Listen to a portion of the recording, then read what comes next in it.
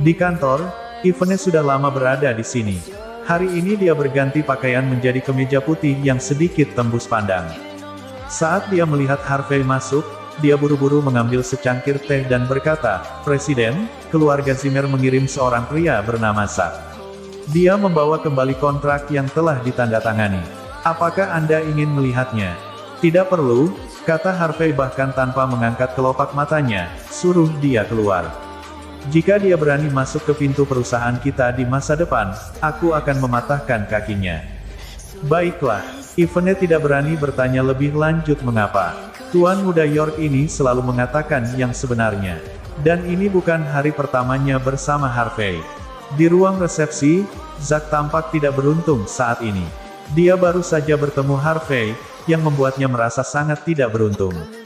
Terlebih lagi, York Enterprise telah meninggalkannya sendirian selama hampir setengah jam.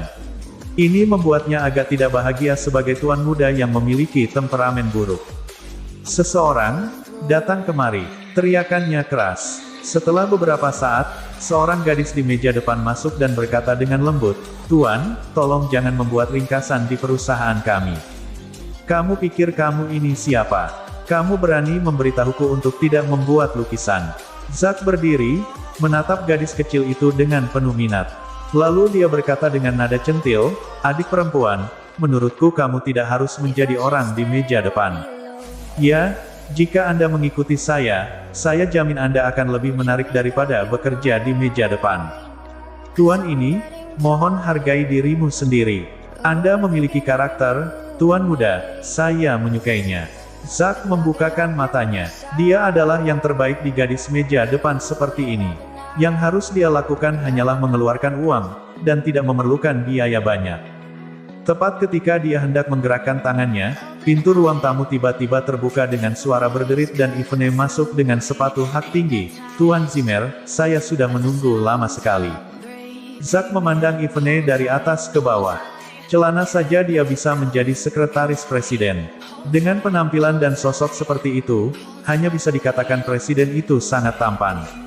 Namun, Zack sama sekali tidak berani menyinggung perasaan sekretaris presiden. Dengan senyuman di wajahnya, dia mengulurkan tangan dan berkata, "Sekretaris Xavier, saya tidak tahu kapan presiden dapat berbicara dengan saya. Saya membawakannya kontrak yang sudah ditandatangani." "Maaf, Tuan Zimmer." Ivone menunjukkan senyum palsu profesional dan menghindari tangan uluran dengan tenang. Presiden berkata, "Silakan keluar. Selain itu, kontrak ini tidak sah. Silakan pergi." "Apa?" Zack ingin melompat dan menamparkan Ivone, tapi dia tidak berani. "Di mana tempat ini?" "York Enterprise." Jika dia berani main-main, dia yakin mereka akan membunuhnya. Dia berhasil tersenyum dan berkata, "Sekretaris Xavier, kenapa? Bukankah kontraknya sudah dinegosiasikan?" Presiden tidak mengatakan apa-apa. Mungkin karena dia baru saja tentang mengetahui godaan Anda dengan wanita meja depan kami. Ivone memberikan alasan acak. Setelah dia selesai berbicara, dia memutar tangannya. Dua penjaga keamanan sebelumnya berlari dan membawa pergi Zack.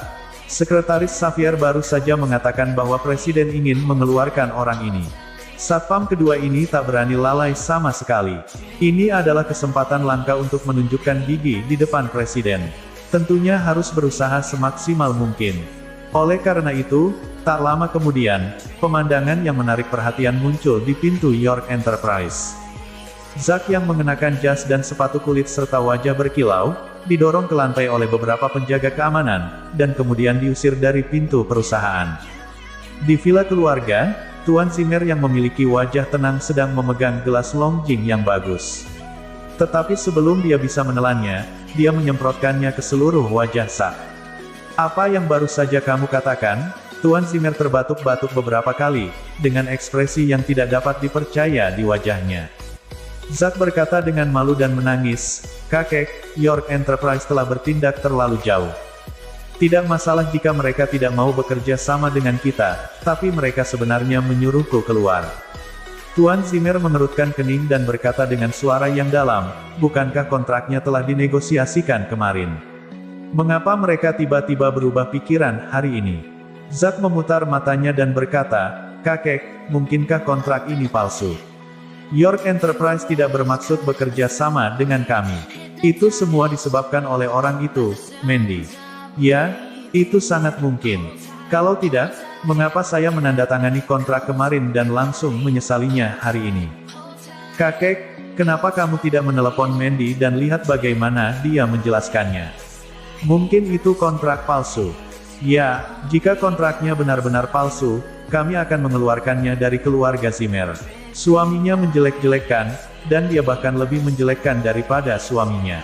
Ngomong-ngomong, kakek, aku bertemu Harvey hari ini di York Enterprise. Zack tiba-tiba teringat sesuatu. Apa maksudmu? Mengapa dia pergi ke sana? Tuan Zimmer mengerutkan kening, sedikit bingung. Apa hubungan antara sampah itu dan York Enterprise yang terkenal? Dia pergi melamar pekerjaan sebagai pembersih.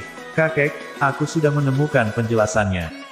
Pasti Harvey yang berpura-pura menjadi pembersih, tapi akhirnya mencuri kontrak palsu. Pasangan itu bekerja sama dengan